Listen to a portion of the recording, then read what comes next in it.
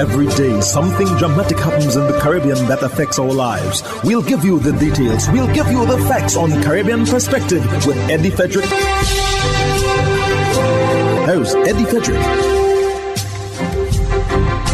Welcome to Caribbean Perspective. So glad you can join us.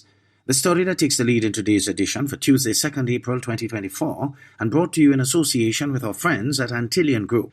Canadian military deploys to Jamaica to train troops ahead of Haiti mission. Details after this important message. Believe in our strength, we'll stand by you. Protection from all, perils big and small. Reassurance we give, it's so clear to see. Peace of mind, that's our service guarantee. We look after all our family. Yes, we do at every opportunity. Antillean Group, underwriters of all classes of insurance solutions for your protection and investment. Live well financially.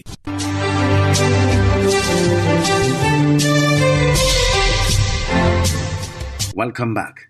On Friday, the Canadian Armed Forces deployed 70 soldiers to Jamaica to train some 330 military personnel from Jamaica, Belize, and the Bahamas on peacekeeping and combat first aid ahead of a mission in Haiti. Here is Hilary Johnstone of CBC News. We are getting word from Canada's National Defence Ministry, or department, I should say, that yesterday some 70 members of the Canadian Armed Forces deployed to Jamaica, and they are going to be going there to train some 330 military personnel from a couple of different countries. So from Jamaica, from Belize, and then also from the Bahamas. They're going to be training them in peacekeeping, but then also in combat first aid practices as well. All of this is part of more than $80 million that was announced back a number of months ago. This was in January from Canada's Foreign Affairs Minister Melanie Joly. That money, the intention here was to support that Kenyan-led but UN-backed, UN-authorized multinational security support mission to Haiti to try and restore order. Because, of course, in recent weeks and recent months, the security situation there has really been deteriorating and things have only been getting worse. Now, originally, that Kenyan-led multinational security support mission was supposed to deploy sometime in early 2024. Here we are, of course, staring down the month of April now. Some context here, some backstory on this. This has been undergoing intense scrutiny back in Kenya, both intense public and legal scrutiny as well. There had been a number of legal challenges launched against this. We've heard from the opposition leader in Kenya saying, what will the president do if some of those Kenyan-led security forces return to that country in body bags? So concern here that this could be a very, very dangerous mission for some of those Kenyan security officials. So yes, members of the Canadian Armed Forces have now deployed to Jamaica to try and help with training. But in terms of what happens next year with that Kenyan-led, UN-backed mission, still a lot of questions here about the timeline and what that might look like. Now, Hillary, within Haiti, some of these armed gangs have been saying that the violence could get worse in the next few days. But that one gang leader that we referenced, known as Barbecue, he is supposedly claiming he's open to laying down arms. But what would that depend on? Well, he says that would depend on him having a seat at the table as part of these negotiations. He says that if members of the international community are going to sit down and decide what Haiti's future should look like, then he wants to be there, possibly even with some sort of role in a future Haitian government. But remember, just earlier this week, the UN came out with a new report saying that conditions in Haiti were cataclysmic, and also said that some of these armed gangs, like the one that Jimmy Cherizier, known as Barbecue, is a part of, that they are really not helping the situation, that they are using extreme violence, that they are using sexual abuse in order to try and control members of Haiti's population to try and maintain power there. So questions about what this is going to look like. We spoke with one expert who says that he's not convinced this is the way to go. Jimmy Cherizier, Barbecue, I mean, he's definitely the most media savvy and the one most accessible to journalists in terms of the leaders of these armed groups, but he's far from the most powerful one. And these groups also have a history of being extremely fractious and violent with one another. So I think the idea that you could get all these guys to agree on some sort of modus vivendi in terms of how to deal with the political and the security crisis going forward, I'm somewhat doubtful about that, unfortunately. So these are groups that are violent with each other. And of course, as we've been learning from some of these UN reports, Jacqueline, violent with the Haitian people as well. Hillary, really appreciate the context on all of this. That's the CBC's Hillary Johnstone. Trinidad and Tobago's President Christine Kangaloo says injustice is the mother of many ills in relation to the Spiritual Baptist Liberation Day from the colonial days when they were prohibited from practicing their religion in 1917. Cindy Raghubatika Singh of TV6 News reports. President Christine Kangaloo says injustice can give rise to debilitating frustration and give rise to unbridled anger, calling it the mother of many ills. She says while it can bring out the worst in people, in rare cases, like with the Baptist community, injustice can bring out the best in ourselves. She was referring to what she called the unspeakable injustice that was the Shouters Prohibition Ordinance of 1917, where Baptists were prohibited from congregating, erecting a place of worship, or otherwise practicing their religious beliefs by colonial authorities. It would decades later be repealed, but she says they did not erupt into debilitating frustration or unbridled anger. Instead, they showed resilience and courage during that time.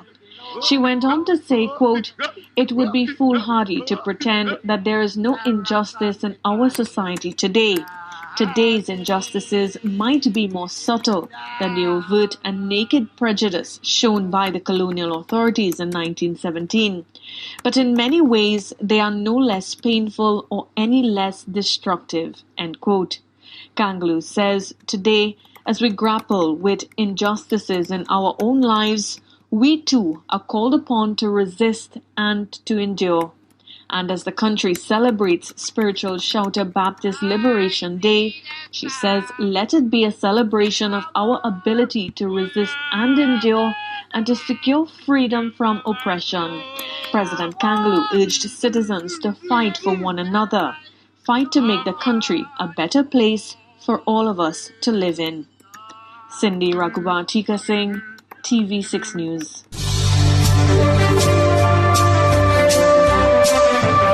You're listening to Caribbean Perspective with Eddie Frederick. In association with our friends at Antillean Group, underwriters of all classes of insurance solutions for your protection and investment. Live well financially.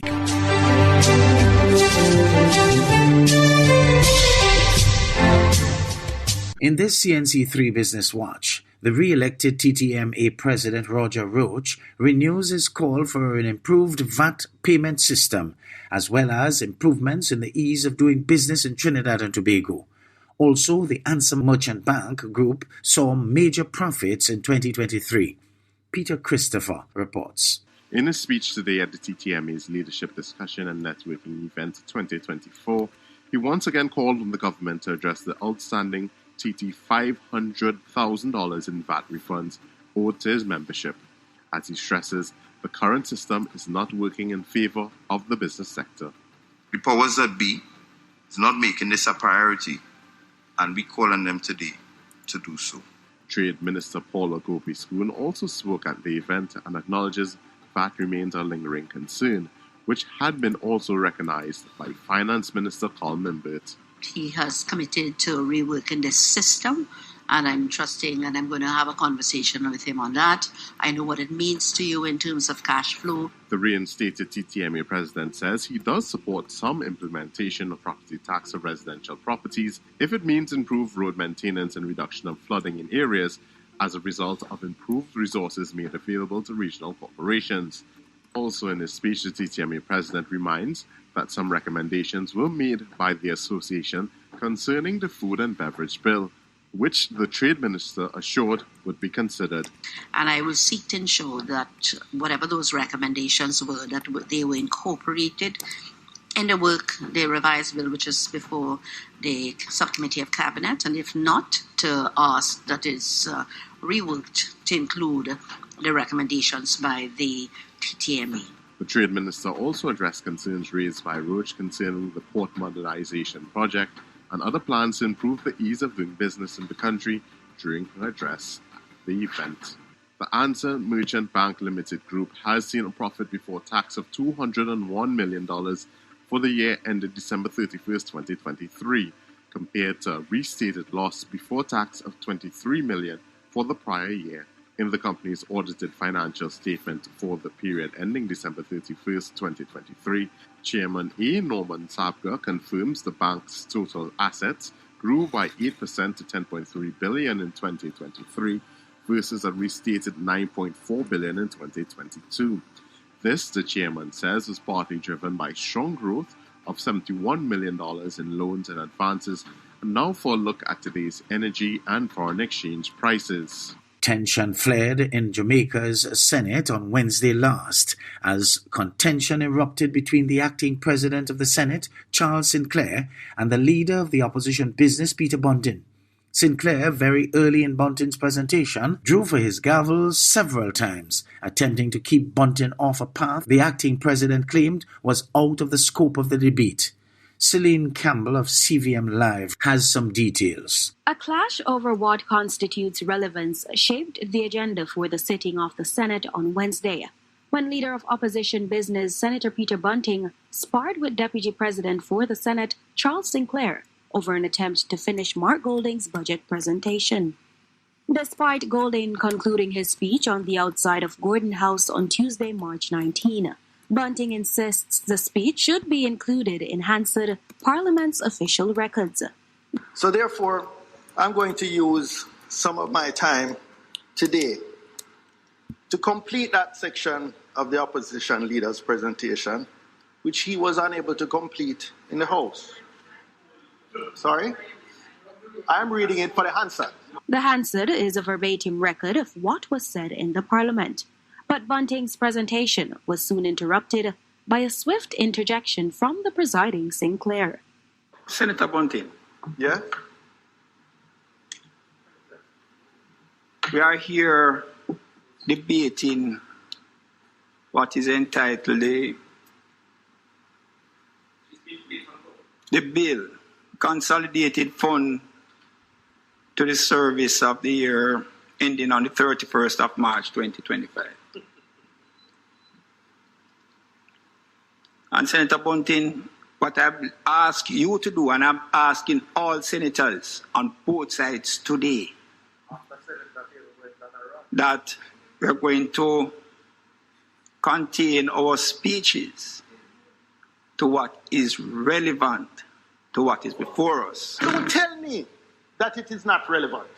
Don't tell me that. I determine what is relevant, Senator. No, you don't. If you want to muzzle me, you're going to have to take me out of here. The Deputy President, in reprimanding Bunting, drew from Section 35, subsection 1 of the Standing Order, which states, debate on any motion, bill, or amendment must be relevant to the motion, and a member shall confine his observation to the subject under discussion. In this case, it was the Appropriations Bill, or the proposed law, that authorizes the expenditure of government funds. However, Bunting was determined to continue his speech, insisting his points were within the scope of the debate. The Minister of Finance spent a great deal of time in his contributions, which I suppose you will now tell me is not relevant. Yeah. Spent a great deal of time defending the Speaker and her refusal up to yesterday to table the Auditor General reports. On March 19, the government walked out on the opposition leader during his budget presentation, bringing the House to a halt because the sitting fell below the quorum of 16. Celine Campbell for CVM News.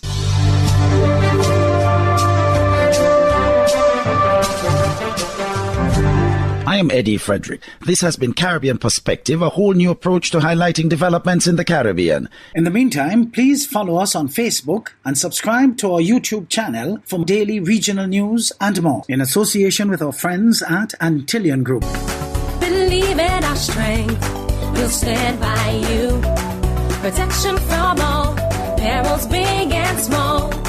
Reassurance we give, it's so clear to see. Peace of mind, that's our service guarantee. We look after all our family. Yes, we do at every opportunity.